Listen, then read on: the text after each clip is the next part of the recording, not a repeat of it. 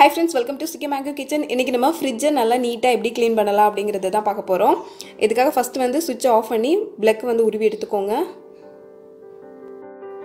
Clean பண்றதுக்கு 1 hour முன்னாடியே fridge of பண்ணி அதல இருக்கிற பொருள் எல்லாம் கூட வெளிய எடுத்துருங்க. அப்பதான் ஏதாவது ஐஸ் கட்டி இருந்தா கூட அதெல்லாம் உருகி இருக்கும். அப்ப க்ளீன் பண்றதுக்கு ரொம்பவே வசதியா இருக்கும். Fridge எப்பவுமே புதுசா பளபளன்னு வாசமா இருக்கணும் அப்படினா அதுக்கு ஒரு liquid நம்ம வீட்லயே ரெடி பண்ணிக்கலாம். அத வந்து நம்ம ரெகுலரா க்ளீன் பண்ணும்போதெல்லாம் யூஸ் பண்ணிக்கலாம். Liquid ready பண்றதுக்காக ஒரு கிளாஸ் தண்ணி எடுத்துக்கலாம். அது கூட வினிகர் வந்து அரை கிளாஸ் அளவுக்கு எடுத்துக்கலாம். வினிகர் வந்து நமக்கு கடையிலே கிடைக்கும். க்ளீன் பண்றதுக்கு வினிகர் வந்து ரொம்ப யூஸ்ஃபுல்லா இருக்கும்.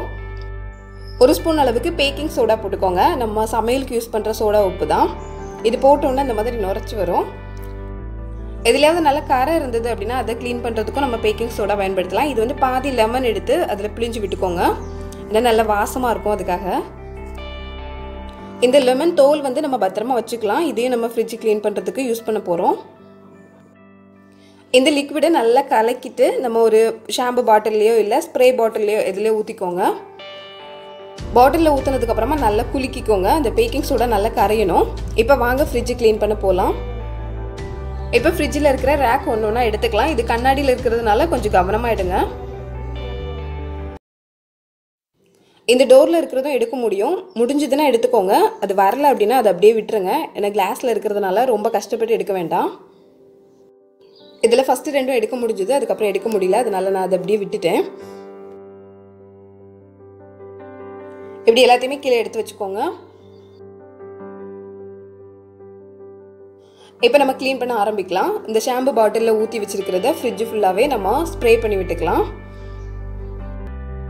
விட்டுட்டு நல்ல ஒரு துணி வச்சிட்டு தொடச்சி எடுக்க வேண்டியதுதான்.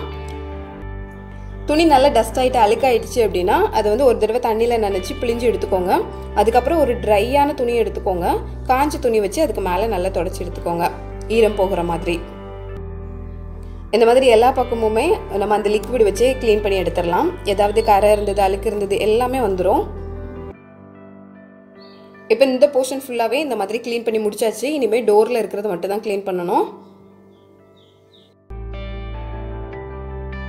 அடுத்து இந்த டோர் ஓரத்துல இருக்கிற ரப்பர் பகுதி இதுல தான் ரொம்ப கரை பிடிக்கும். இத வந்து தேய்ச்சி எடுக்கிறதுக்கு தான் அந்த லெமன் தோலே போதும் நமக்கு. லெமன் தோலை வச்சு நல்லா தேய்ச்சி எடுத்தோம் அப்படினா அதுல இருக்கிற அழுக்கு கரை எல்லாமே வெளிய வந்துரும். இப்போ டோர்ல இருக்கிற மற்ற பகுதியும் நம்ம அந்த லிக்விட் போட்டு நல்லா க்ளீன் பண்ணி தொடச்சி எடுத்துக்கலாம். தொடச்ச கையோட ஒரு காஞ்ச துணி வச்சு தொடச்சிட்டோம் அப்படினா நல்லாவே சுத்தமாயிரும்.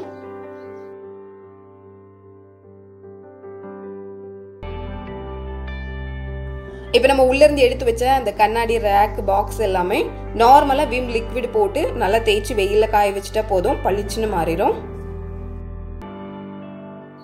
ஃப்ரிட்ஜ் ஓவரால் க்ளீன் ஆயிடுச்சு. இப்போ வெளியே ஃப்ரிட்ஜ் சுத்தி இருக்கிற பகுதி எல்லாம் துடைக்கணும். அதே லிக்விட் வச்சிட்டு இந்த மாதிரி ஒரு காஞ்ச துணியை எடுத்துக்கோங்க. ஸ்ப்ரே பண்ணிட்டு அப்படியே தொடச்சி எடுத்துட்டீங்கன்னா நல்லா சுத்தமாயிரும். இப்போ உள்ள இருந்து எடுத்து வாஷ் பண்ணி வச்சிருந்தது எல்லாமே காஞ்சிடுச்சு. இது எல்லாமே ஃபிக்ஸ் பண்ணிக்கலாம். இந்த பாக்ஸ் கண்ணாடி ரேக் எல்லாமே திரும்ப மாட்டும் போதும் கவனமா மாட்டுங்க. எல்லாத்தையும் திரும்ப அந்தந்த இடத்துல வச்சிட்டோம் அப்படினா ஃப்ரிட்ஜ் க்ளீனிங் முடிஞ்சிடுச்சு. இது மாசத்துல ஒரு தடவை இல்ல 2 தடவை செஞ்சாலே போதும். எப்பவும் ஃப்ரிட்ஜ் வந்து புதுசு மாதிரியே இருக்கும். இவ்வளவுதான் ஃப்ரிட்ஜ் க்ளீனிங் ரொம்ப ஈஸி. நம்ம லெமன் சேர்த்துக்கிறதுனால ஃப்ரிட்ஜ் நல்ல வாசமா இருக்கும். இந்த வீடியோ உங்களுக்கு பிடிச்சிருந்தது அப்படினா லைக் பண்ணுங்க. உங்க ஃப்ரெண்ட்ஸ் கூட ஷேர் பண்ணிக்கோங்க. புதுசா நம்ம சேனலை பார்க்குறீங்க அப்படினா சப்ஸ்கிரைப் பண்ணி பக்கத்துல இருக்கிற பெல் ஐகானையும் கிளிக் பண்ணிக்கோங்க. தொடர்ந்து நிறைய வீடியோஸ் பார்க்கலாம்.